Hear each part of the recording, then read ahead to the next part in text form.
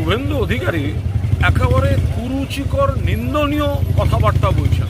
মাননীয় মুখ্যমন্ত্রী মমতা বন্দ্যোপাধ্যায় পড়ে গিয়েছেন, মাথায় গভীর চোট, সেরে উঠছেন, সকলে তার দ্রুত আরোগ্য কামনা করছে। সেই জায়গায় দাঁড়িয়ে শুভেন্দু অধিকারী যে কুৎসিত ভাষায় আক্রমণ করলেন আজকে, এটা বাংলার সংস্কৃতি বিরোধী। মহিলাদের সম্মান করেন না, মহিলা মুখ্যমন্ত্রীকে সম্মান করেন না। মনে রাখবেন, যে কোনো মানুষ, যে কোনো দুর্ঘটনা হতে পারে। হঠাৎ ব্লাড প্রেশারের ট্রাবল, হঠাৎ অক্সিজেন লেভেল ট্রাবল, কোনো কারণে মাথা ঘুরে গিয়ে পড়ে গিয়েছেন, আহত হয়েছেন। মনে রাখবেন, প্রাক্তন রাষ্ট্রপতি প্রণব মুখোপাধ্যায়ও বাথরুমে পড়ে গিয়েছিলেন। মনে রাখবেন, আমাদের চেনা পরিসরে অনেক এই ধরনের দুর্ঘটনা ঘটে যায়, আমরা দ্রুত আরোগ্য কামনা করি।